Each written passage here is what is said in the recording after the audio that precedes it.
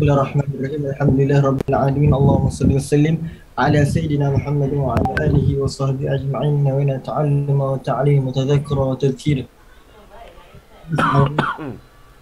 Ibadah wal hasa ala tamassuki bi kitabillah wa sunnati rasulih sallallahu alaihi wa ala alihi wa sahbihi wa sallam wa du'a ila al-huda wa da'wa al-khair ibtigha mardatillah wa qurbihi wa thawabihi subhanahu wa ta'ala. Amma ba'd. Alhamdulillah, apa khabar semua?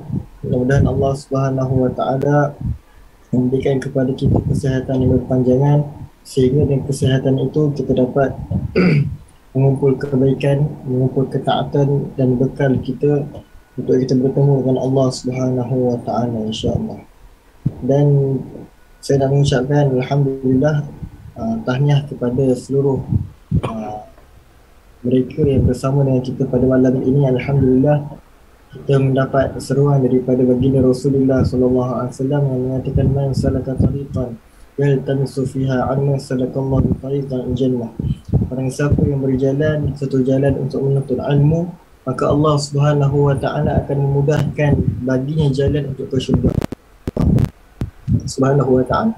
Jadi setiap jalan ataupun setiap usaha kita untuk mendapatkan ilmu, itu pada hakikatnya adalah usaha kita untuk dekat kepada syurganya Allah Subhanahu wa taala. Sehingga Nabi bersabda lagi, man yuridillahu bihi khairan yufaqihu fid din. Barang siapa yang Allah Subhanahu wa taala nakkan kebaikan pada diri seseorang, yufaqihu fid din, maka Allah akan fahamkan dia tentang agamanya Allah Subhanahu wa taala, insya-Allah. Alhamdulillah. Jadi pada malam ini bersempena dengan kedatangan bulan Ramadan. Sebelum tu suara saya jelas, insya-Allah. Boleh dengar dengan jelas dan kuat ya. Tak ada gangguan ya. Insya-Allah. La ilaha illallah Muhammadur Rasulullah, bersempena dengan kedatangan bulan Ramadan Mubarak, dan kita sebagai orang yang memberi perhatian tentang ibadah kita sebagai orang yang memerhatikan tentang selok-belok untuk berdiri di atas ilmu. Bila datang bulan Ramadan, kita nak berdiri di atas ilmu. Ibadah puasa yang kita lakukan, ibadah yang agung pada bulan Ramadan itu kita nak lakukan atas dasar keilmuan, dan kita ada berpandukan dengan apa yang kita kongsikan pada 2 malam ini, insya-Allah. Insya-Allah. Dan kita punya sistem ataupun cara untuk kita punya pengajian selama 2 malam ini adalah secara talaqi. Maknanya kita akan baca harfan biharfin, setiap huruf ataupun setiap kalimah demi kalimah kita akan huraikan sesuai dengan tradisi para ulama yang terdahulu membaca kitab kalimah demi kalimah. Cuma yang berbeza tradisi para ulama terdahulu dengan sekarang, kita secara online bukan secara bersemuka. Saya tak nampak pun siapa yang ada di hadapan, bagaimana kedudukan dia, bagaimana cara dia menulis dan sebagainya. Saya tak nampak. Semuanya secara maya, dan kita mudah-mudahan minta kepada Allah Subhanahu wa taala, walaupun bukan begini ilmu diteguk, akan tapi kita tetap minta supaya kita mendapat keberkatan daripada setiap apa yang kita faham, setiap apa yang kita kongsikan pada malam ini, insya-Allah. InsyaAllah ya. Kita telah kongsikan PDF rujukan yang telah saya susun sendiri dan saya terjemahkan ke dalam bahasa Melayu, hasil dapatan saya daripada kitab-kitab syarah Safinatul Najah dan juga daripada kitab Taqriratus Sadidat, kitab-kitab fiqh mazhab Asy-Syafi'i, mazhab Imamuna Asy-Syafi'i rahimahullahu taala, yang saya dah simpulkan dalam PDF yang telah diberikan, lebih kurang 30 muka surat yang untuk kita bacakan pada malam ini, insya-Allah. Dan saya minta untuk semua peserta baca dulu sebelum kita berada di dalam pengajian kita, supaya dah tasawur, dah tergambar dah apa yang kita nak faham, apa yang kita nak baca dan apa yang kita nak kongsikan pada malam ini, insya-Allah. Kita sediakan PDF rujukan, dan juga sistem kita talaqi, iaitu nak wujudkan dua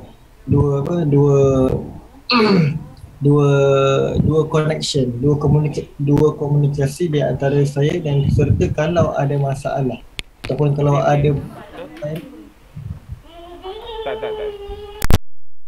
terus bertanya, tak perlu tunggu di hujung, supaya kita dapat meneruskan momentum kita punya kelas, insya-Allah.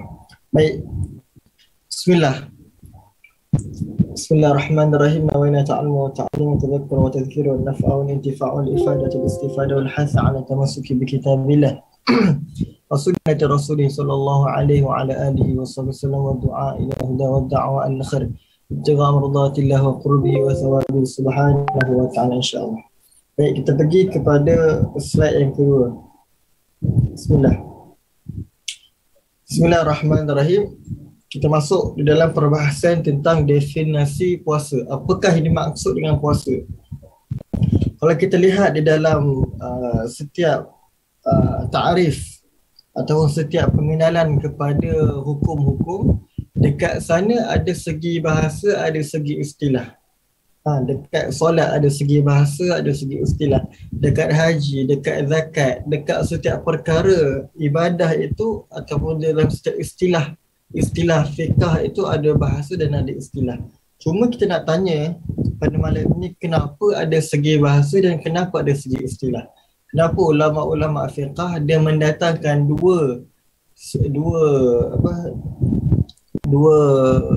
bentuk ta'rif dalam segi bahasa dan dari segi istilah? Kenapa? Kerana Allahumma shalli ala sayyidina Muhammad, agama ini diturunkan kepada orang Arab. Dan sebelum agama ini diturunkan, orang Arab dah bercakap bahasa Arab dah. Jadi agama kita datang membawa satu ritual ibadah, satu perkara-perkara ibadah yang menggunakan bahasa Arab, tetapi membawa konteks yang berbeza daripada fahaman orang Arab terdahulu. Contoh, kita ambil puasa. Dalam maksud puasa dalam segi bahasa orang Arab biasanya dia faham adalah menahan diri. Menahan diri secara umum daripada makan ke, minum ke, bercakap ke. Daripada segi segala perkara yang membawa maksud menahan diri, itu dinamakan puasa dalam segi bahasa. Sebab itu dalam ayat Al-Quran surah Maryam, Allah Subhanahu wa taala kata, inni nazartu lirrahmani shawman falan ukallima al-yawma insiya. Kata Nabi Musa alaihi salatu wassalam, dia kata, ini nazartu lirrahman, aku nak bernazar kepada Allah untuk berpuasa. Tetapi yang dimaksudkan oleh Nabi Musa bukan berpuasa daripada makan dan minum, akan tetapi berpuasa untuk tidak bercakap. Inni nazartu lirrahmani shawman falan ukallima al-yawm, maka aku berpuasa untuk tidak bercakap pada hari ini.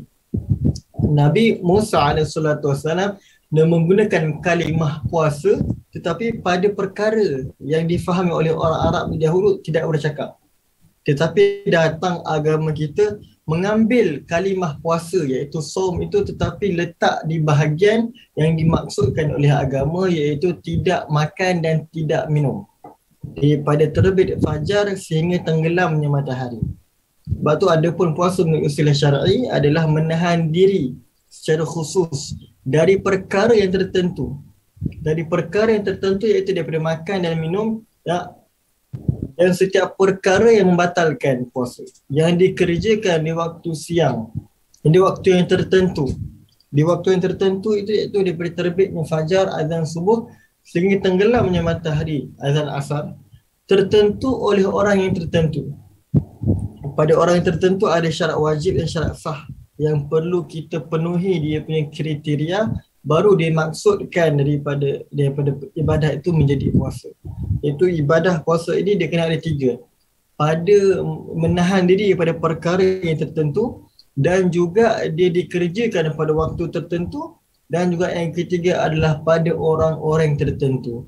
Nanti kita akan fahamkan siapakah orang yang dimaksudkan untuk, iaitu dimasukkan dalam kalimah orang-orang tertentu, insya-Allah. Baik, pensyariatan puasa. Puasa disyariatkan oleh baginda Nabi SAW, perintah daripada Allah pada bulan Sya'ban tahun kedua Hijrah. Pada bulan Sya'ban tahun kedua Hijrah, yang mana Allah Subhanahu wa taala menurunkan ayat Al-Quran mengatakan, ya ayyuhalladzina amanu kutiba alaikumus siyam kama kutiba alal ladzina min qablikum. Wahai orang yang beriman, diwajibkan kepada kamu berpuasa kama kutiba, sebagaimana diwajibkan umat-umat terdahulu, alal ladzina min qablikum la'allakum tattaqun, mudah-mudahan kamu menjadi orang yang bertakwa. Jadi maknanya dalam ayat ini Allah kata puasalah kamu seperti mana puasa orang yang terdahulu. Jadi adakah zaman dahulu telah disyariatkan puasa? Kita katakan ya. Zaman sebelum baginda Nabi SAW, Allah dah memberi perintah kepada para anbiya terdahulu untuk berpuasa. Tapi khususiyah untuk Muhammad, untuk umat Nabi SAW, keistimewaan dan kelebihan yang Allah berikan kepada umat Nabi bukan hanya kewajipan puasa, akan tetapi kepada kewajipan kelebihan yang Allah datangkan khusus dalam bulan Ramadan. Umat-umat terdahulu mungkin ada kewajipan yang mereka berpuasa, dan mungkin puasa itu dalam bentuk ibadah dalam cara mereka sendiri, mungkin dalam waktu yang tertentu oleh orang yang tertentu sebagaimana syariat yang terdahulu. Datang agama kita membawa puasa yang berbeza dengan puasa umat yang terdahulu, iaitu adanya bulan Ramadan. Dan di dalam bulan Ramadan ini Allah Subhanahu Wa Taala memberikan kelebihan demi kelebihan, keagungan demi keagungan, keistimewaan demi keistimewaan yang tak diberikan oleh umat yang terdahulu. Hakadha yang disebutkan di dalam syarahan ataupun tafsir di dalam ayat ini. Ya ayyuhallazina amanu kutiba alaikumusiyam kama kutiba alal ladzina min qablikum la'allakum tattaqun. Dan perkataan Ramadan ini diambil daripada perkataan ramda. Diambil daripada perkataan ramda, iaitu bermaksud syiddatul har. Sebab di negara Arab, Ramadan ini adalah musim yang syiddatul har, musim yang bersangatan kepanasan dia. Tidak ada bulan yang menandingi kepanasan dia seperti mana bulan Ramadan. Kita boleh pergi dekat negara Saudi, kita boleh pergi ke negara Syam ataupun negara Yaman, bulan Ramadan itu adalah puncak musim panas mereka. Sebab itu disebutkan bulan Ramadan ini dengan ramda, iaitu syiddatul har, waktu yang bersangatan kepanasan. Dan juga ulama bahasa juga menyebutkan ramda ini adalah maknanya kenapa diambil daripada perkataan ramda, iaitu yuhrikudz dzunub, membakar ataupun dia meleburkan dosa. Datang bulan Ramadan, dinamakan bulan Ramadan, iaitu adalah kepanasannya itu mampu untuk melebur dosa-dosa orang yang berada pada bulan Ramadan tersebut. La ilaha illallah Muhammadur Rasulullah. Dan Nabi SAW sepanjang kehidupan Nabi, Nabi berpuasa pada bulan Ramadan hanya 9 kali. Nabi bertemu dengan Ramadan 9 kali. Dan sebanyak 9 kali bulan Ramadan itu semuanya bulan Ramadan yang berlalu pada baginda Nabi itu sebanyak 29 hari. Kan ada kadang-kadang 28, kadang-kadang 29, kadang-kadang 30. Tapi Nabi berpuasa sebanyak 9 kali Ramadan dan semuanya 29 hari. Melainkan satu hari sahaja 30 Ramadan. 30 Ramadan, insya-Allah. La ilaha illallah Muhammadur Rasulullah sallallahu alaihi wasallam. Baik. Hukum berpuasa. Kita lihat kepada hukum berpuasa. Kita nak memberitahu bahawa setiap perkara yang kita lakukan, ibadah yang kita lakukan, tidak akan lari daripada 5 hukum yang besar ini. Tidak akan lari daripada 5 hukum yang besar. Haram, makruh. Haram, makruh, sunnah, wajib, harus. 5 hukum ini tidak akan kita dapat lari daripada setiap perbuatan ataupun perkara yang kita lakukan setiap hari. Minum, kadang-kadang boleh jadi haram, kadang-kadang boleh jadi minum. Solat, kadang-kadang boleh jadi haram, kadang-kadang boleh jadi wajib, kadang-kadang boleh jadi sunat. Jadi setiap apa yang kita lakukan tak akan lari daripada 5 hukum ini, termasuklah berpuasa. Jadi puasa kadang-kadang boleh jadi haram, kadang-kadang boleh jadi wajib, dan kadang-kadang boleh jadi hukum-hukum yang lain. Kita lihat yang pertama, puasa wajib dalam 6 keadaan, iaitu pada puasa Ramadan, puasa qada, puasa nazar, puasa kafarah, puasa ketika istisqa setelah diperintahkan oleh pemerintah. Istisqa ni adalah minta hujan. minta hujan, pemerintah kalau dia nak melaksanakan solat istisqa, dia kena memerintahkan rakyat dia untuk berpuasa sepanjang 3 hari. Dan 3 hari ini adalah puasa wajib bagi rakyatnya untuk meminta hujan. Kalau satu baldah, satu negara itu di diuji oleh Allah dengan kemarau, maka pemerintah akan memerintah rakyatnya puasa 3 hari. Dan kemudian buat solat sunat istisqa, dan puasa itu wajib bagi setiap rakyat dia. Boleh? Kemudian puasa pada haji dan umrah, iaitu sebagai ganti penyembelihan di dalam fidyah. InsyaAllah.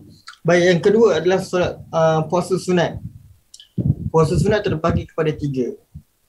Berulang secara tahunan, berulang secara mingguan, dan berulang secara bulanan. Berulang secara tahunan kita lihat Arafah, Ashura dan Tasu'a, iaitu 10 Muharram dan 9 Muharram. Puasa 6 hari di dalam bulan Syawal, puasa di bulan haram. Bulan haram ada 4. Muharram, Dzulqa'dah, Dzulhijjah dan Rajab. Sekarang kita dalam bulan Rajab. Muharram, Dzulqa'dah, Dzulhijjah. 3 bulan yang berturutan dan 1 bulan berasingan. Kita sekarang berada di dalam bulan haram yang disunatkan untuk setiap hari di dalam bulan haram ni kita berpuasa. Baik. Kemudian berulang secara bulanan, iaitu puasa di hari putih, Ayyamul Bidh, pada pertengahan setiap bulan Hijrah 13, 14, 15. Dan berulang secara mingguan, puasa Isnin dan Khamis. Boleh insya-Allah. Baik. Dan yang ketiga hukumnya makruh, iaitu dia menyendirikan puasa pada hanya 1 hari dalam seminggu. Contoh kalau dia puasa hari Jumaat sahaja, ataupun dia puasa hari Sabtu sahaja, ataupun puasa pada hari-hari lainnya, tetapi dalam seminggu tu 1 kali. Tak boleh. Kita kena nak puasa dalam mingguan perlu digandingkan dengan hari Isnin ataupun hari Khamis supaya dapat sunnahnya. Baik, yang keempat adalah haram. La ilaha illallah. Haram. Puasa boleh jadi haram kalau puasa seorang isteri tanpa keizinan suaminya. Sebab apa? Sebab suami ada hak untuk dia bersama dengan isteri dia. Jadi puasa tersebut menghalang untuk kebersamaan di antara suami dan isteri. Sebab itu diperintahkan untuk isteri kalau nak berpuasa mestilah minta izin kepada suami. Kalau suami itu berada bersama dengan isterinya pada satu tempat atau satu rumah. Tapi kalau suaminya pergi bermusafir dalam jarak 2 marhalah, adakah perlu juga seorang isteri nak minta izin kepada suami dia? Isteri bertukar hukumnya daripada wajib minta izin kepada sunnah minta izin. Sunnah minta izin kalau suami tidak ada bersama. Sebab apa?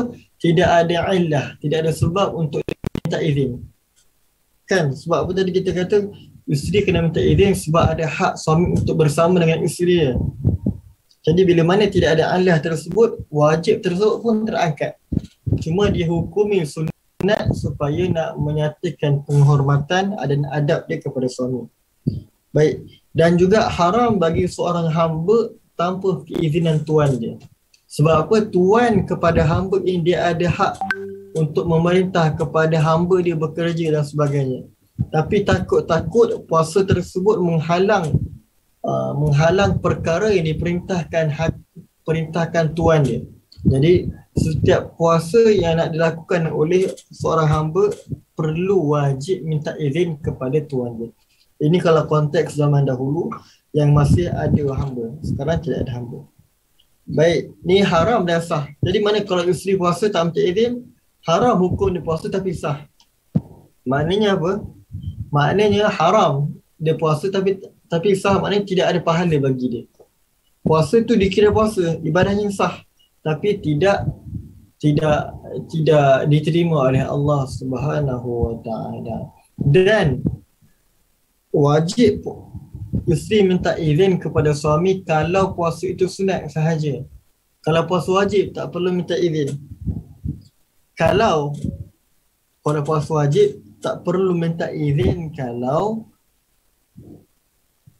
waktu dia nak qadha. contoh dia dia nak niat qada, tak perlu minta izin suami kalau waktu qada itu masih panjang.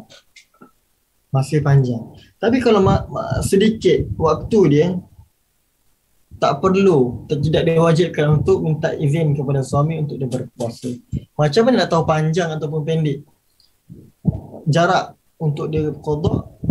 Contoh kalau panjang waktu dia adalah banyak hari yang bersilang. Contoh dia ada qada 7 hari dan dia masih ada berbaki 2 bulan, maka ini masih lagi dikatakan panjang jarak dia. Banyak hari yang dia boleh ulang, orang macam ni kena wajib minta izin suami. Tapi kalau sekarang dah bulan Syakban, contoh dia berbaki 7 Ramadan dan sekarang 23 Syakban, 7 hari tu tepat untuk dia qada puasa. Jadi tak perlu dia minta izin kepada suami dia untuk qada puasa, sebab sekarang dah waktu dah singkat, waktu dah pendek. Tidak wajib untuk dia minta izin kepada suami dia. La ilaha illallah Muhammadur Rasulullah. Ini haram dan tidak haram dan sah. Ada terkadang haram, dah haram tak sah lagi. Contoh adalah bagi orang yang puasa pada hari raya Aidilfitri dan orang yang berpuasa pada hari Aidil Adha, pada hari Tasyrik dan setengah akhir di bulan Syakban dan pada hari Syak. Hari Syak itu adalah hari sama ada hari itu dah masuk Ramadan ataupun belum. 29 Syakban. Kan masa hari itu orang tunggu-tunggu untuk melihat anak bulan. Kalau dia puasa hari itu haram bagi dia. Ataupun itu. Ada soalan untuk sebelum kita berpindah kepada slide yang seterusnya, insya-Allah. Sekarang dah pukul 9.40. Baru kepada bab yang pertama. Ada soalan, boleh faham setakat ini, insya-Allah. Saya mengharapkan respon daripada pada sahabat kita, insya-Allah, untuk tidak membiarkan saya bercakap seorang pada malam ini.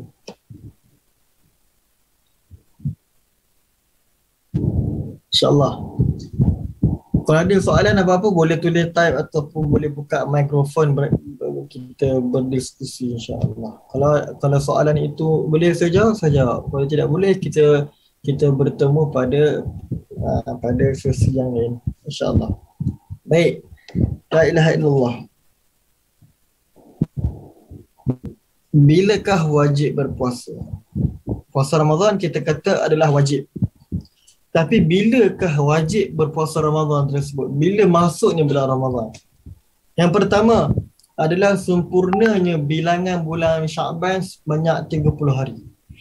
Kan bulan hijrah kan kadang-kadang 28 hari bulan, cukup sebulan, kadang-kadang 29, kadang-kadang 30. So kita bila mana ahli falak tak nampak anak bulan, dilindungi awan ataupun sebagainya, sehingga tidak memungkinkan ahli falak ini untuk menentukan hari 28 ke hari 29 ke. Jadi kalau dia tidak ada kesamaran ataupun terhad untuk dia melihat kepada anak bulan, bila mana telah melepasi 30 Syakban bilangan harinya, maka esok tu confirm wajib Ramadan. Confirm masuk bulan Ramadan, wajib untuk dia berpuasa. Kan? Kalau 29-28 tu mungkin ada kemungkinan. Tapi bila masuk 30 hari Ramadan, confirm esok Ramadan wajib untuk berpuasa. Bila mana sempurnanya bilangan Syakban 30 hari. Itu yang pertama. Yang kedua adalah melihat anak bulan pada hak orang yang melihatnya, meskipun orang fasik. Contoh, kita ada kemampuan untuk meneliti anak bulan. Kan? Pada malam 28 contoh, kita nampak anak bulan.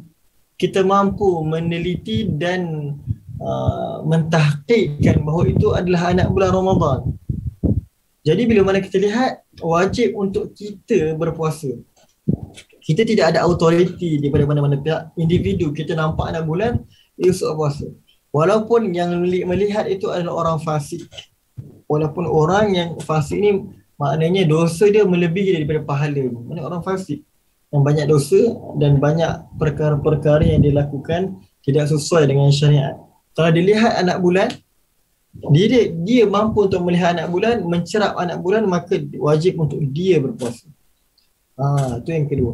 Yang ketiga adalah dengan menetapkannya, iaitu bitubutihi fi haqqi man lam yarahu bi'aini syahadah.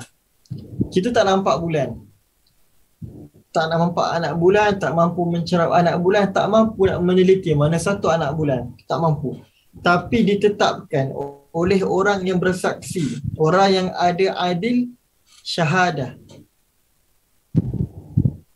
Dia nampak bulan tersebut. Kami ditetapkan esok adalah masuk bulan Ramadan. Maka wajib untuk kita berpuasa dengan penetapan yang dilakukan oleh orang yang adil syahadah. Ustaz, saya ada soalan. Untuk hari Syak tu haram untuk Ramadan je ke? Kalau macam berlaku hari tengah 1 Rejab tu? Bukan. 1 Rejab tu tidak termasuk hari Syak. Hari Syak itu adalah hari yang samar-samar bulan Ramadan. 28 ataupun 29 Syakban. Kita tak tahu esok tu bulan Ramadan ataupun tidak. Tapi kita tak tahu, kita Syak, kita puasa. Haram kita puasa sebab ketidaktahuan kita tentang masuknya bulan Ramadan, dan pada hari itu adalah hari Syak. Hari untuk ahli falak ini menentukan bulan Ramadan ataupun tidak. Tapi kita puasa dahulu sebelum penetapan daripada ahli falak, maka puasa kita haram. Puasa kita haram. Boleh. Sambung yang keempat pula. Khabar dari ahli riwayah. Pengkhabaran daripada orang yang adil riwayah. Adil riwayah ini adalah daripada kalangan sama dengan orang adil syahadah tadi. Cuma adil riwayah ini masuk dalam dia lelaki, perempuan dan hamba. Kalau yang bercakap kepada kita ni perempuan ataupun hamba, dia kata aku nampak anak bulan, kita wajib untuk berpuasa. Kita lihat dulu. Khabar daripada adil riwayah. Adil riwayah ni adalah orang yang banyak pahala dia melebihi daripada dosa dia, dan juga berlaku kepada perempuan dan hamba. Kalau adil syahadah nombor 3 tadi hanya berlaku kepada lelaki dan orang yang merdeka. Perempuan dan hamba tidak termasuk. Tapi nombor 4 ni termasuk. Yang terpercaya, adil riwayah yang orang dia fiqah. Kita yakin dia ni takkan menipu. Kita yakin dia takkan menipu. Kalau bercakap mesti betul. Yang kita percaya dengan apa yang dia cakap. Sama ada meyakini kebenarannya ataupun tidak. Kita percaya orang ni. Tapi sama ada kebenarannya. Dan apa yang dia cakap tu kita percaya. Sama ada tipu ke tak tipu ke, tapi orang yang kita percaya. Atau bukan dari orang yang dipercayai. Orang yang cakap dekat kita, contoh satu, aku nampak anak bulan. Aku nampak anak bulan, tapi orang ini kita tak percaya. Dia ni kalau cakap mesti tipu, bohong. Tapi bila mana dia cakap aku nampak anak bulan. Dia kata nampak anak bulan. Tapi hatinya membenarkannya. Bila mana kita dengar orang yang selalu menipu ni bercakap tentang anak bulan esok puasa, dalam hati kita terbit percaya dekat dia. Sebab kita rasakan bahawa dia takkan menipu dalam hal dia. Maka walaupun yang bercakap itu bukanlah orang yang kita percaya, tapi dalam hati kita terbit kebenaran apa yang dia cakapkan, wajib juga untuk kita berpuasa. Allah, wajib juga kita berpuasa. Itu nombor 4. Nombor 5 adalah dengan berijtihad, masuknya Ramadan bagi orang yang samar bagi dia. Nombor 3 ini adalah ghalabatul dhan, ijtihad dengan sangkaan. Contoh bagi orang yang macam mana? Orang yang duduk ditawan di tempat persembunyian, di bawah tanah, di penjara dan sebagainya, yang dia tidak nampak peredaran langit dan bumi, tidak nampak pertukaran siang dan malam, tak tahu hari ni hari apa, pukul berapa, jam berapa, tak tahu. Tapi ada zan dalam sangkaan hati dia, aku yang duduk lama dalam penjara ni contoh, sehingga dia merasakan dah datangnya, dah masuk bulan Ramadan. Kalau dia ijtihad esok bulan Ramadan, wajib untuk dia berpuasa. Wajib untuk dia berpuasa. Boleh? Cumanya kalau ijtihadnya itu tepat pada satu Ramadan, contoh kalau dia dah keluar daripada penjara,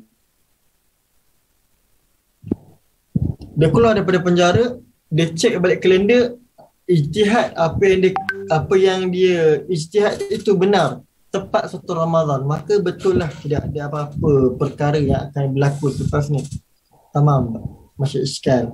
Tapi kalau dia terawal, contoh dia terawal 2 hari, 2 hari itu termasuk puasa sunat, dikira sebagai puasa sunat. Dan kalau ada terluput ataupun terlepas daripada bulan Ramadan, hasil ijtihad yang salah, wajib untuk diqada semula. Baki hari yang dia tertinggal ataupun yang dia tidak lakukan kerana salah dia di dalam ijtihadnya. Boleh insyaAllah. Ustaz, kalau tempat kita contohnya 28 Syakban, lepas tu bila kita travel ke Indonesia, contohnya dah sampai-sampai tu tengok-tengok orang Indonesia dah puasa esoknya, kita kena puasa juga tak? Kita wajib berpuasa mengikut tempat di mana kita berada. Wajib untuk berpuasa dan mengikut tempat yang kita berada pada waktu hari yang kita ada. Contoh macam dekat 28 Syakban terbang ke Indonesia, 29 Syakban orang Indonesia dah berpuasa, tapi tempat yang kita pergi sebelum ni Malaysia 30 Syakban baru berpuasa. So nak ikut Malaysia ke nak ikut Indonesia? Ikut Indonesia. Puasa 29 Syakban. Puasa 29 Syakban. Dan kalau masa kita terbang 28 Syakban, kita sampai pagi tu pukul 8 pagi. Tengok-tengok orang Indonesia dah puasa dah. So kita nak buat macam mana ni? Kita tak puasa, tak niat dan tak sebagainya. Kita buat apa? Sunat, wajib untuk kita imsak. Wajib untuk kita menahan diri kita daripada makan dan minum. Wajib untuk kita makan dan minum walaupun kita tak naik puasa. Tapi kita berada di daerah orang yang sedang berpuasa di dalam bulan Ramadan, wajib untuk kita tahan juga daripada makan dan minum. Cuma puasa itu tidak dikira sebagai puasa, wajib untuk kita qada. Tapi sebab apa? Sebab kita berada di daerah orang yang berpuasa, orang yang berada di bulan Ramadan, wajib juga untuk kita berpuasa, tahan kita daripada makan dan minum. InsyaAllah.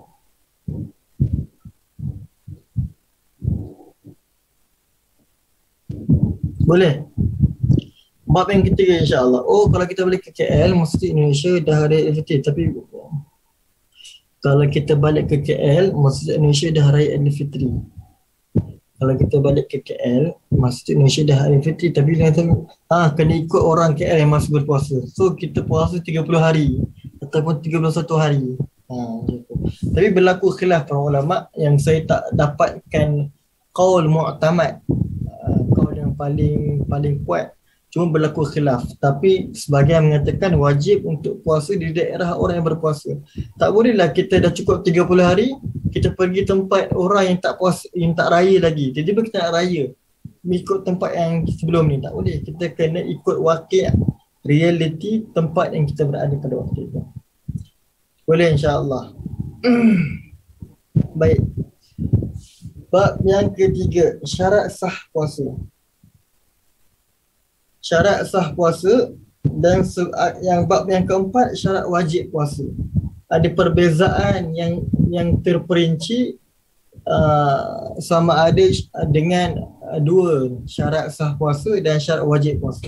Kita baca dulu syarat sah puasa. Syarat sah orang puasa, kadang-kadang dia tak wajib berpuasa, belum ditaklifkan, belum diperintahkan untuk berpuasa lagi. Tapi kalau dia nak puasa sah, tidak ada masalah.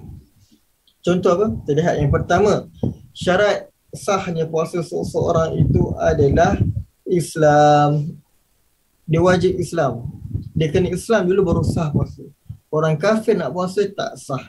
Orang murtad nak puasa tak sah. Selagi mana di dalam hatinya adalah la ilaha illallah Muhammadur Rasulullah, maka sah puasa dia. Dan Islam dia tu berlaku pada sepanjang hari, daripada terbitnya fajar subuh sehingga tenggelamnya matahari pada pada waktu maghrib. Dan sepanjang tempoh subuh sehingga ke maghrib ini wajib untuk di dalam keadaan Islam. Contoh, kalau dalam satu ketika tu dia murtad, dia melafazkan sesuatu kalimah yang mengeluarkan dia daripada agama, ataupun dia melakukan perbuatan yang dikira kufur, ataupun i'tiqad dalam hati dia syak wasangka pada Allah Jalla Jalaluh, fata'ala fi'ulah, sehingga dia keluar daripada agama, batal puasa dia. Walaupun lahzah, walaupun sebentar, 2 minit, 3 minit, 1 jam, 2 jam, dia kembali bersyahadah la ilaha illallah Muhammadur Rasulullah, puasa dia telah terbatal. Sebab apa? Telah hilang satu syarat. Telah hilang satu syarat untuk mengesahkan puasa dia, iaitu la ilaha illallah Muhammadur Rasulullah, iaitu Islam. Boleh insya-Allah. Kemudian yang pertama. Yang kedua adalah berakal. Wajib ataupun sahnya puasa seorang itu kalau dia berakal. Dan berakalnya orang itu mestilah sepanjang hari. Sepanjang hari. Jadi kalau berlaku beberapa ketika yang menghilangkan akal dia, sama ada dia gila, mabuk, ataupun kita panggil pitam, itu menghilangkan akal ataupun menghilangkan fungsi akal dia, maka terbatal juga puasa dia. Boleh insya-Allah. Itu yang kedua. Yang ketiga adalah suci daripada haid dan suci daripada nifas dan seumpama perkara-perkara yang menghalang orang daripada puasa. Sah tak sah seseorang yang puasa dalam keadaan haid ataupun dia talabus bila ibadah. Talabus beribadah apa maknanya? Dia nak puasa juga, dia tak makan dan tak minum. Dia nampak surah puasa pada orang haid, walaupun dia tak niat, walaupun dia tak sahur, tapi dia kata aku tak nak makan hari ni sampai terbit fajar. Nampak gambaran orang berpuasa pada orang haid, tetap dihukumi haram bagi dia. Sebab apa? Dia talabus bila ibadah. Dia nak ikut orang yang beribadah sedangkan dia tak boleh beribadah. Allah Subhanahu Wa Taala bagi kemudahan ataupun dia dihalang baginya berpuasa, tapi dia nak puasa juga haram bagi dia. Haid dan nifas. Tamam. Tapi kalau dia suci pertengahan daripada hari, bulan hari, contoh dia dah suci pukul 11, dia mandi, maknanya dia dah suci lah, dah tak ada haid dan nifas. Jadi waktu yang berbaki sebelum tenggelamnya matahari, sunat untuk diimsak.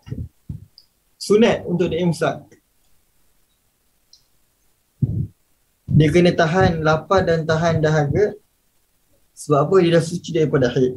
Walaupun dia tak puasa, tapi dia kena meraihkan bulan Ramadan sebab dia dah suci daripada haid. Baik.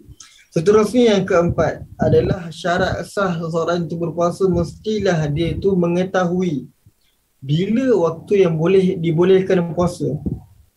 Jadi kalau dia puasa pada hari tidak dibolehkan puasa, seperti bulan hari raya Aidilfitri, seperti hari raya Aidil Adha, seperti hari Syad dan hari-hari yang lainnya, maka tak sah puasa dia. Macam kita sebutkan yang awal-awal tadi.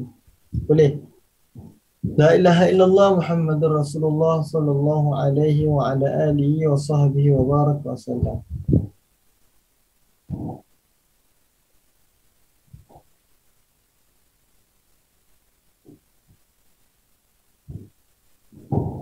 Baik.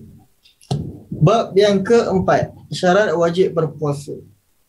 Syurutul wujubul khamsatun, islamun wa taklifun wa itaqatun wa sihhatun wa iqamatun. Syarat wajib orang berpuasa sama macam syarat sah yang pertama adalah dengan Islamnya seseorang itu. Yang kedua adalah taklif. Taklif itu adalah dua gabungan, iaitu baligh dan berakal. Jadi bila mana kita faham disebutkan taklif, taklif ini maknanya dibebankan. Kallafa yukallifu taklifan. Dia ni dibebankan dengan syariat. Setiap apa yang Allah Subhanahu Wa Taala wajibkan kepada orang Muslim, orang yang taklif ini wajib juga bagi dia. Siapa dia? Orang yang dah baligh dan orang yang berakal. Orang yang baligh ini tanda dia adalah dia dah keluar air mani bagi lelaki dan perempuan, ataupun perempuan dah keluar haid, ataupun telah mencapai umur 15 tahun. Tu baligh. Dan bagi orang yang telah berakal, dia mampu, dia berakal, Jadi kalau mumayyiz, adakah wajib juga untuk dia berpuasa? Maka selain daripada baligh dan orang berakal yang bawah daripada itu, contoh dia belum baligh ataupun dia belum berakal, iaitu orang mumayyiz, maka dihukumi sunat untuk dia berpuasa. Dan sunat untuk dia berpuasa ini berlaku pada seawal umur 7 tahun. Yang mana walinya ataupun penjaganya, ibu dan ayahnya, sunat untuk mengajarkan kepadanya puasa umur 7 tahun. Jadi kalau umur 10 tahun dia tak nak berpuasa, maka kena rotan. Sama juga macam solat.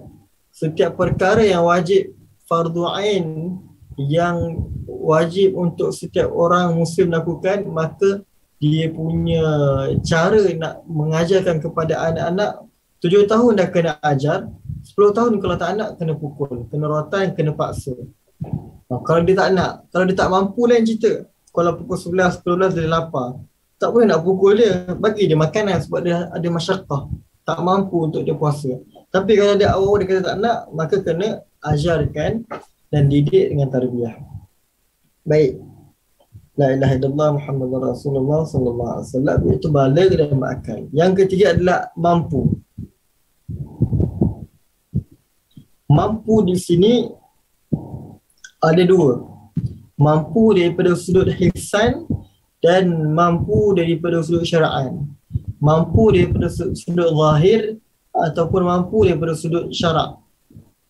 Sudut zahir adalah dia ada kekuatan untuk berpuasa, yang tidak ada perkara-perkara yang menghalang dia untuk berpuasa, seperti sakit ataupun seperti dia dah tua, tak mampu nak puasa, ataupun ada perkara-perkara yang menyebabkan mudarat kalau dia puasa, contoh orang gastrik kan. Dan perkara ini mesti dirujuk oleh pakar perubatan, tak boleh dia menghukumi diri dia sendiri. Jadi perkataan-perkataan ahli perubatan ini diambil kira di dalam pengeluaran hukum, khususnya di dalam hukum-hukum fiqh. Disebutkan di sini mahdzurut tayammum. Jadi perkara yang menyebabkan panjangnya sakit seseorang ataupun lambatnya sembuh seseorang ataupun menambah kemudaratan bagi seseorang itu, kalau dia berpuasa, ada beberapa perkara kita sebutkan ini, maka tak wajib untuk dia berpuasa. Tak wajib untuk dia berpuasa sebab tidak ada kemampuan untuk dia berpuasa. Itu yang pertama, iaitu hisan. Yang kedua adalah syara'an. Dia tak mampu bukan sebab sakit, bukan sebab tua dan bukan sebab sebagainya. Dia tidak mampu sebab ada penghalang yang lain. Apa penghalang dia? Haid, nifas. Tidak mampu untuk berpuasa sebab ada penghalang daripada sudut syarak, iaitu haid dan nifas. Itu yang ketiga, mampu untuk berpuasa. Yang keempat adalah sihat. Yang keempat adalah sebahagian kitab-kitab matan fiqh dia menggabungkan di antara mampu dan sihat ini. Cuma dalam kitab ni dia beza. Sihat nombor 4, iaitu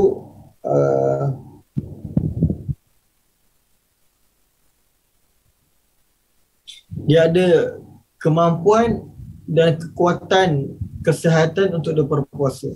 Contoh kalau orang yang tidak mampu untuk berpuasa, contoh kalau dia punya sakit itu berpanjangan, pagi, petang, siang, malam sakit memanjang, jadi tidak wajib untuk dia berpuasa.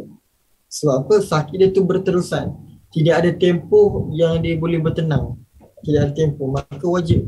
Tapi kalau orang yang sakit dia tu tak berterusan, kadang pagi, kadang-kadang petang, kadang-kadang malam, kadang-kadang pukul ni, kadang-kadang pukul 4, macam tu, wajib tak ada berpuasa? Wajib untuk dia berpuasa. Sebab apa? Ada tempoh yang dia mampu untuk berpuasa. Sebab apa? Ada tempoh untuk waktu dia berpuasa. Contoh, dia sakit pukul 4, dia wajib bangun sahur, dia wajib niat puasa, dia wajib untuk meninggalkan perkara-perkara yang membatalkan puasa. Dan bila mana sampai pukul 4 dia dah rasa sakit, boleh dia buka puasa pada waktu yang dia sakit, pada waktu yang menghalang dia daripada puasa. Contoh orang gastrik kan, tak boleh makan sarapan. Sedangkan dia sakit kalau pukul 12. Contoh, biasanya akan datang sakit tu pukul 11. Maka bila mana datang sakit, masyaqqah tersebut, maka baru boleh buka puasa. Meraihkan bulan Ramadan. Boleh. Kemudian yang kelima adalah mungkin, iaitu tetap seseorang itu berada di tempat dia. Dia ada 3 kan? Mastautin, musafir dan bermukim. Bermukim ni seseorang yang duduk di tempat lebih daripada 5 hari. Mastautin adalah orang dari 3 Mukim adalah orang yang tetap suatu tempat lebih daripada 5 hari. Sebahagian kata lebih daripada 4 hari. Khilaf. Itu pertama. Yang kedua adalah orang yang mastautin. Mastautin ini adalah penduduk tetap di sesuatu tempat yang dia tidak akan keluar daripada tempat tersebut melainkan pada musim syitak dan pada musim sejuk. Maknanya apa? Kalau ada perkara yang berhajat untuk dia keluar, baru keluar. Kalau tidak ada perkara yang berhajat untuk dia keluar daripada tempat dia tinggal, maka dia tetap. Maka dia akan duduk. Contoh saya duduk di setapak, di Gombak sini. Saya tak ada kepentingan untuk keluar. Maka saya mastautin dekat Gombak ni. Tempat saya. Kalau nak balik kampung, nak ziarah orang tua, nak pergi berhajat menguruskan perkara yang lain, baru kita keluar. Maknanya keluarnya kita ke sesuatu tempat yang bukan tempat kita, itu dinamakan musafir. Dinamakan musafir. Dan musafir ini ada 2. Musafir tawil dan musafir qasir. Musafir yang panjang jarak dia dan musafir yang pendek jarak dia. Musafir yang panjang itu lebih daripada 2 rumah halah. Sebagian kitab fikih kata 83 km, sebagian kata 85 km, sebagian kata 88 km, berbeza daripada pandangan para ulama. Dan musafir qasir, musafir pendek ini adalah pada orang yang telah keluar daripada daerah dia duduk. Contoh, saya duduk di Gombak. Kalau saya pergi ke Ampang, pergi ke Keramat, pergi ke Setiawangsa, saya dah dikira sebagai orang yang musafir. Tapi musafir pendek. Sebab apa? Sebab saya dah keluar daripada daerah tempat saya tinggal. Boleh faham? Jadi, orang yang wajib berpuasa adalah orang yang mukim. Orang yang mukim sahaja. Mustautin, mukim. Kalau mukim pun dah wajib, mustautin tu lebih-lebih lagi lah. Lebih-lebih lagi lah. Sebab mukim tetap 5 hari. Kalau mustautin lebih daripada 3 hari. Jadi mukim dan mustautin tu wajib berpuasa. Musafir sahaja tidak diwajibkan untuk berpuasa. Tapi syarat-syarat untuk orang bermusafir tidak berpuasa adalah mesti dia keluar daripada rumah sebelum subuh. Mesti dia keluar rumah sebelum subuh. Kalau dia keluar rumah setelah subuh, tak boleh untuk dia iftar, dia buka puasa dia. Sebab apa?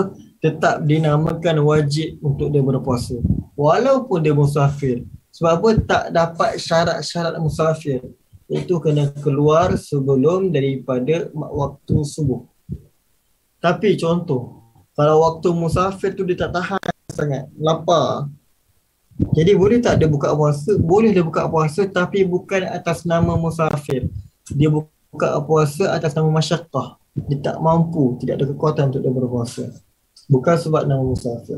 Jadi syarat nak buka puasa masa musafir adalah mesti dia itu keluar rumah sebelum daripada azan subuh. Begitu juga orang kalau sembahyang Jumaat. Kan, sembahyang Jumaat itu gugur dia punya kewajipan kalau keluar daripada rumah sebelum subuh. Sebab syarat dia pun mungkin juga. Tapi kalau orang musafir sebelum subuh, kan, dia musafir sebelum subuh, pukul 4.30 dia keluar rumah. Dia boleh untuk, dia tak wajib untuk berpuasa. Sama ada manakah afdal bagi dia? Sama ada berpuasa ataupun tidak berpuasa? Ini soalan. Orang musafir dah tak ada syarat kewajipan daripada puasa. Kan? Jadi kalau dia bermusafir sebelum keluar rumah daripada azan subuh, jadi adakah dia berbuka ataupun dia berpuasa, mana satu afdal bagi dia? Mana satu afdal bagi dia? Di sini berbeza pandangan para ulama. Ada yang mengatakan nak berbuka lebih bagus. Ada yang mengatakan menahan lebih bagus. Cuma kita katakan kalau ada masyaqqah, maka buka itu lebih afdal. Berbuka lebih afdal. Kalau tidak ada masyaqqah, berpuasa itu lebih afdal. Macam tu. Kita menggabungkan di antara dua pandangan. Sebab apa? Tak gugurnya syarat berpuasa ini adalah rukhsah daripada Allah, kemudahan daripada Allah Subhanahu Wa Taala. Macam kita musafir jamak qasar kan. Kalau kita jamak qasar, mana yang lebih afdal? Kita solat tamam 4 rakaat ke kita qasar 2 rakaat? Ada ulama berbeza juga mengikut kaedah dia macam mana kita cakap pasal puasa tadi. Kalau ada masyaqqah buat 4 rakaat, buat 2 rakaat waktu ke ataupun sebagainya ke, kan ada sebab perkara yang nak segera, maka lebih afdal 2 rakaat. Tapi kalau tak ada, yang sempurnanya adalah 4 rakaat. Tapi ada perbahasan lebih panjang tentang jamak dan qasar, insya-Allah. Baik, kita pergi kepada Allah la ilaha illallah, bab yang keempat. Setakat ini boleh faham insya-Allah.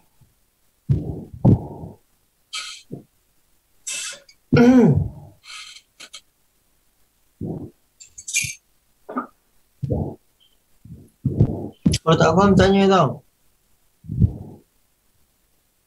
Kalau faham mu tanya juga.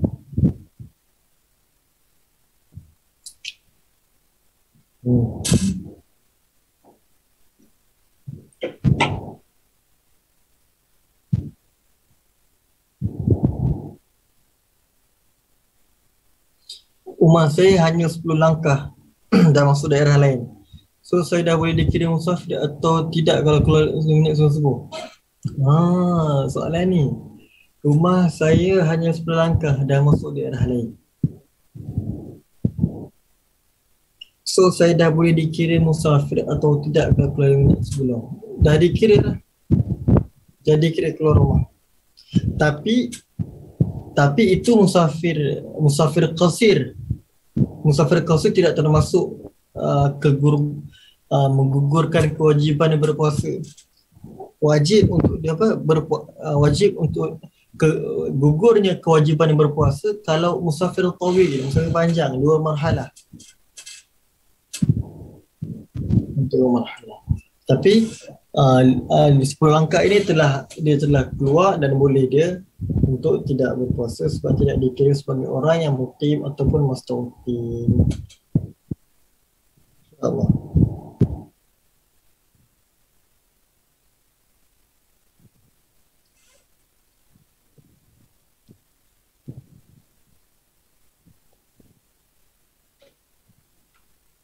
Boleh boleh rujuk PDF tu, saya kira dah bawa dah ada banyak maklumat yang ditulis yang boleh dibaca secara bertulis kat situ.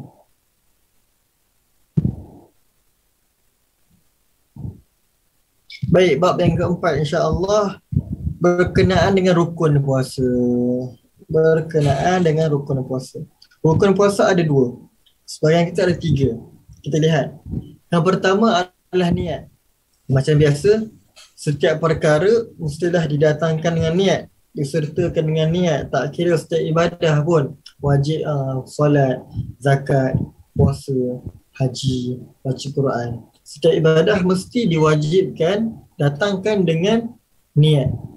Kadang-kadang perkara yang adat, perkara yang kita lakukan macam minum air, makan, mandi, itu pun kalau kita sertakan dengan niat yang solihah pun boleh termasuk sebagai ibadah juga, bergantung kepada niat. Itu perkara adat, perkara harian yang kita lakukan. Lebih-lebih lagi kalau perkara itu fardu, lebih-lebih wajib untuk kita menyertakan dengan niat. dengan niat. Dan bilakah niat puasa Ramadan? Mestilah dilakukan pada setiap malam. Mazhab al-Imam Asy-Syafi'i, imam kita Syafi'i, wajib untuk kita puasa, wajib untuk kita niat pada setiap malam. Malam itu bilakah dikira? Setelah daripada azan maghrib, Allahu Akbar, Allahu Akbar, sampai azan subuh. Jadi tempoh panjang maghrib sampai ke subuh tu hampir 8 ke 9 jam. 9 jam contohnya tempoh tersebut boleh kita untuk niat puasa. Bila mana kita makan iftar kan, makan kuih seri muka ke roti john ke, dah boleh dah untuk kita niat untuk puasa yang esok hari. Nawaitu sawma ghadin an adai fardhi syahri Ramadan hadhihi sanah lillahi ta'ala. Itu yang panjang. Boleh. Itu tempoh dia. Tapi kalau kita takut terlupa untuk niat pada setiap malam, boleh kita taklid kepada imam mazhab Maliki, iaitu kita meniatkan nawaitu sawma salasina ayyaman fi syahri Ramadan lillahi ta'ala. Sahaja aku berpuasa 30 hari pada bulan Ramadan kerana Allah Ta'ala. Kenapa? Kerana Imam Mazhab Malik, mereka mengatakan puasa itu 30 hari itu ibadah yang satu. Jadi memadai kalau niat pun yang satu saja. Berbeza pandangan Imam Syafi'i mengatakan setiap ibadah setiap hari di dalam bulan Ramadan itu adalah ibadah mustaqillah, ibadah yang berasingan. Jadi wajib untuk kita berniat setiap malam. Macam solat, kan ada 4 rakaat, ada 3 rakaat. Imam Mazhab Malik mengatakan kalau satu solat itu 4 rakaat, tak wajib untuk kita niat setiap rakaat. Macam tu juga puasa. Itu pandangan Mazhab Imam Malik yang boleh kita taklidkan kalau ada illah. Kalau ada sebab-sebab yang memungkinkan ataupun memungkinkan kita terlupa ataupun sebagainya, kita dah ada backup niat yang lain. Jadi kalau kita terlupa nak niat, dah ada niat lain, tak perlu untuk qada lagi. Boleh, insya-Allah. Itu yang pertama. Yang kedua, lafaz niat itu macam mana? Lafaz niat yang panjang macam kita sebutkan tadi, nawaitu sawma ghadin an adai fardhi syahri Ramadan hadhihi sanah lillahi ta'ala. Ada 8 lafaz yang nak kena baca. Ini yang kamil, ini yang sempurna. Tapi yang wajib dia apa? Nawaitu sawma ghadin fardan lillahi ta'ala. Nawaitu sawma ghadin fi syahr Ramadan. 5 sahaja. Saja aku puasa esok hari dalam bulan Ramadan. Cukup. Itu yang wajib. Kita tetapkan nawaitu fi'il kita. Sawma ghadin, kita punya ta'yin, kita punya apa? Niat kita. Kemudian fi'il kita iaitu berpuasa. Ta'yin puasa apa? Ramadan. Settle. Nawaitu sawma ghadin an syahr Ramadan. Boleh? Itu yang wajib, iaitu sahaja aku puasa esok hari pada bulan Ramadan. Niat puasa, niat bila? Niat fardu. Yang kamil itu lebih sempurna, iaitu 8 lafaz yang kita sebutkan tadi. Boleh. Dan itu yang kedua. Yang ketiga berkenaan dengan niat. Contoh kalau seseorang itu dia menggabungkan niat. Gabungkan niat macam mana? Aku niat puasa dan aku niat nak diet juga. Aku niat puasa, aku niat nak sihat juga. Bolehkah dia niat menggabungkan niat ibadah dengan niat untuk dapatkan kelebihan duniawi? Boleh tak? Nak tanya.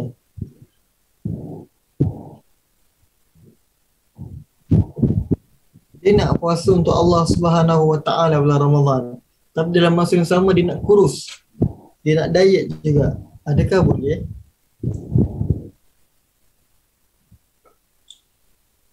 Sebenarnya ada sebab lain, kan?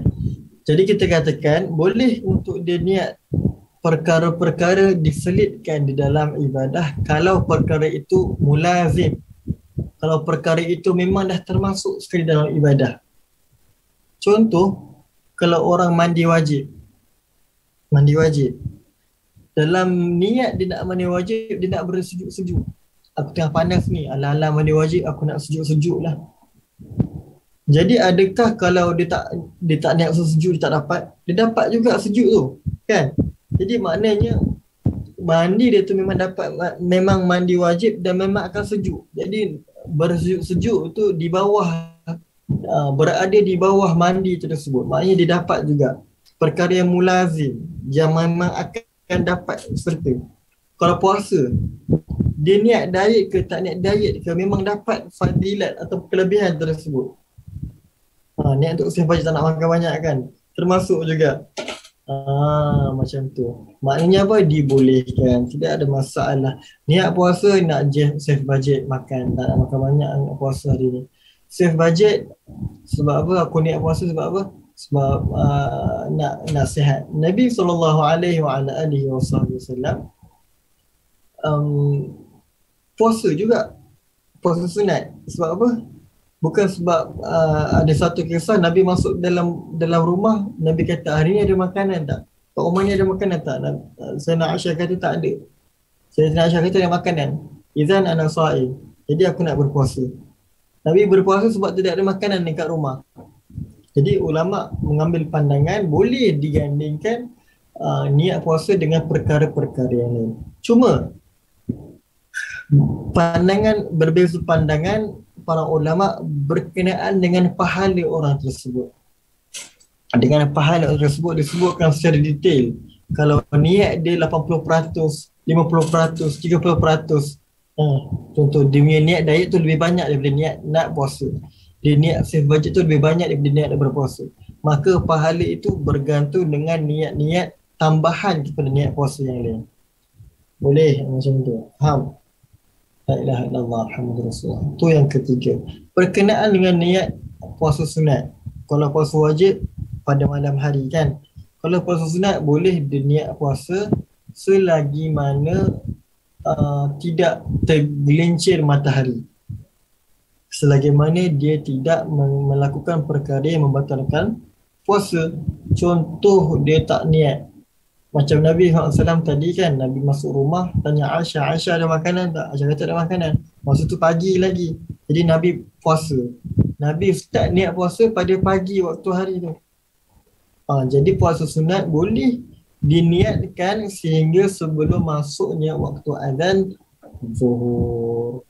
La ilaha illallah Muhammadur Rasulullah sallallahu alaihi wa ala alihi wa sahbihi wa sallam. Dan niat wajib pada waktu malam, wajib untuk berniat pada waktu malam ini adalah bagi puasa wajib. Puasa wajib bukan bulan Ramadan je kan, kita sebut tadi ada 5. Kalau puasa qada, puasa kafarah, puasa nazar, puasa istisqa dan puasa bayar dam. Kelima-lima puasa yang wajib untuk dia berpuasa, wajib juga untuk dia datangkan niat pada waktu malam. Wajib juga didatangkan pada waktu malam. Cuma berbeza, kalau orang dah niat puasa wajib, sama ada qada ke nazar ke kafarah ke, boleh tak dia membatalkan puasa dia bila-bila? Kalau orang berpuasa sunat kan, contoh tak ada makanan kat rumah, dia nak berpuasa lah sampai zuhur, tiba-tiba zuhur tu ada makanan, maka tidak haram untuk dia batalkan puasa sebab hanya sunat. Tapi kalau orang puasa qada, puasa wajib, adakah dibolehkan juga untuk dia batalkan puasa dia pada waktu bila-bila?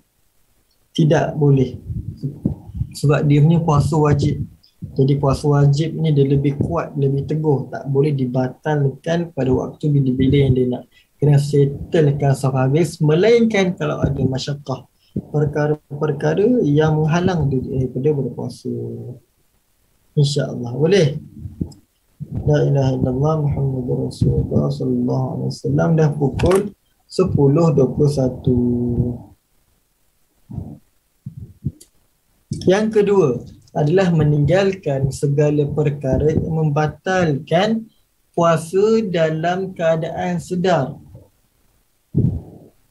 Meninggalkan segala perkara yang membatalkan puasa dalam keadaan sedar. Faham tak? Dalam keadaan sedar, dia jaga, dia qadha, dia sedar apa yang dia buat, apa yang dia cakap, apa yang dia mampak, dia boleh dia boleh hadam dengan fikiran dia apa yang dia nampak.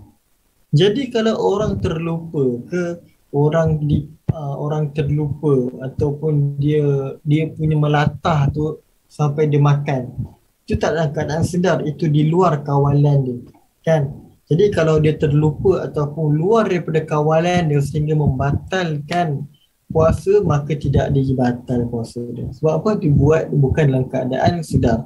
Contoh, dia terlupa hari pertama bulan Ramadan, tak biasa puasa, tiba-tiba dia buka PTS pagi minum air, tiba-tiba tengok puasa, adakah batal? Tak batal, dia punya puasa.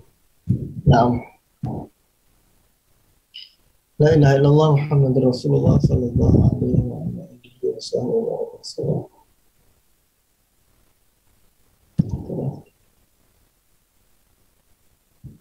Baik, suruh ni dengan pilihan sendiri. Kalau dengan pilihan sendiri maka batal puasa dia. Tapi kalau dia dipaksa, bukan pilihan dia dan bukan luar kawalan dia, dan luar kawalan dia, dan ini pun tidak membatalkan puasa dia.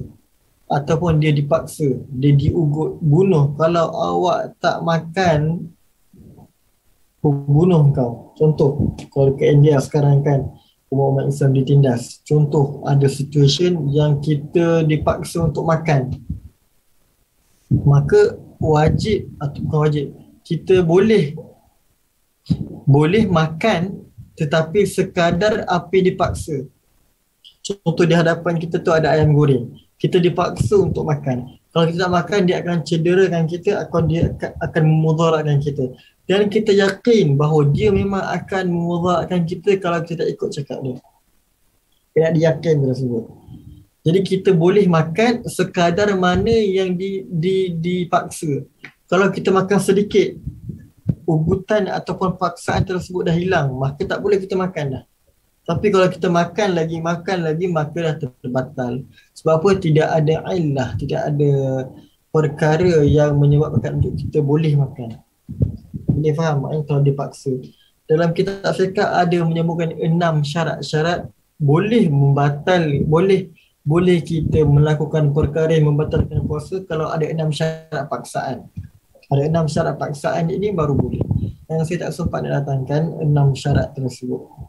Tapi cukuplah untuk kita faham paksaan tersebut mestilah betul-betul dan kita yakin orang itu akan memudaratkan diri kita kalau kita tak buat. Boleh. Allah la ilaha illallah. Yang ketiga adalah jahil yang tidak diuzurkan. Dia makan, dia puasa, dia niat, dia sahur semua, tiba-tiba zuhur dia makan. Kenapa kita tanya kenapa makan? Dia kata aku tak tahu pun tak boleh makan. Maka ketidaktahuan dia ini tidak diuzurkan. Sebab apa? Dia duduk dikelilingi oleh orang-orang yang adil. Dan perkara itu boleh diketahui secara darurah. Setiap orang tahu bahawa puasa ini memang tak boleh makan dan tak boleh minum. Kan? Tak boleh makan dan tak boleh minum. Tapi dia makan juga, itu menunjukkan kejahilan dia yang melampau bagi dia, yang tidak ada uzur bagi dia. Orang kafir pun tahu puasa ini apa, iaitu tak boleh makan, tak boleh minum. Tapi tiba-tiba orang yang berpuasa makan. Sebab apa? Jahil yang tidak diuzurkan. Jahil tidak diuzurkan. Yang kedua adalah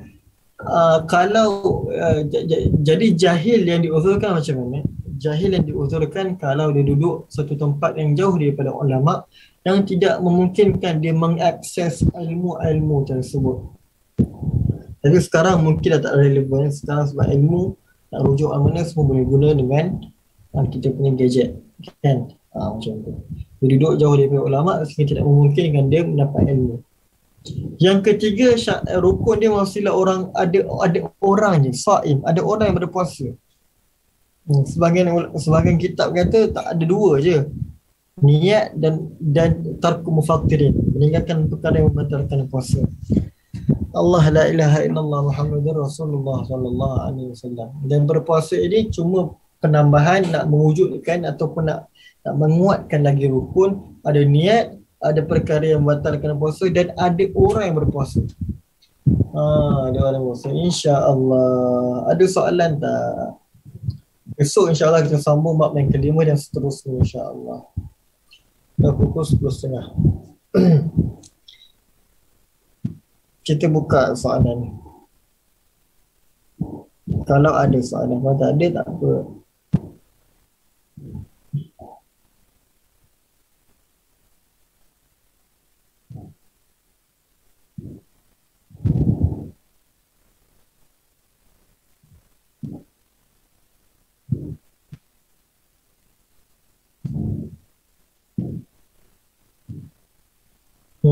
Dia kena ganti balik tak puasa tu? Puasa mana Puasa mana kak? Allah Allah.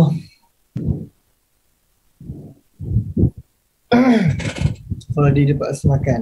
Tak di tak apa tak wajib untuk terganti balik. Sebab dia dikira juga macam orang terlupa makan. Adakah batal puasa dia tak batal? Sebab itu ada keuzuran dekat situ. InsyaAllah qulu qouli hadza astaghfirullah li wa lakum. Kita serahkan majlis kepada pengerusi kita Ustaz Nik kita insyaAllah. Terima kasih semua.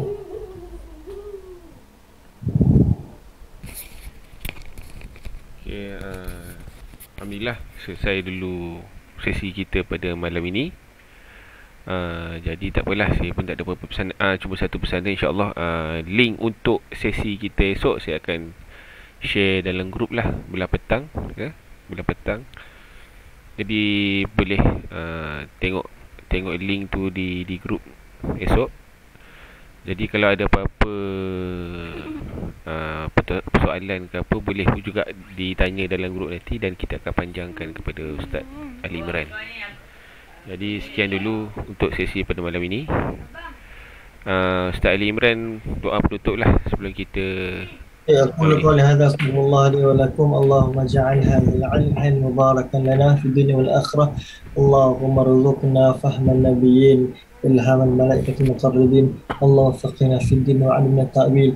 أقول قولي هذا أستغفر الله لي ولكم. سبحانك اللهم وبحمدك أشهد أن لا إله إلا أنت أستغفرك وأتوب إليك. بسم الله الرحمن الرحيم. والعصر إن الإنسان لفي خسر إلا الذين آمنوا وعملوا الصالحات وتواصوا بالحق وتواصوا بالصبر. السلام عليكم warahmatullahi taala wabarakatuh. Jumpa esok malam dan jangan lupa buat murajaah revision sebelum kita masuk pengajian esok insya-Allah. Barakallahu fikum. Okey, insya-Allah. Okey, assalamualaikum warahmatullahi. Kita jumpa pada malam esok. Sekian, terima kasih.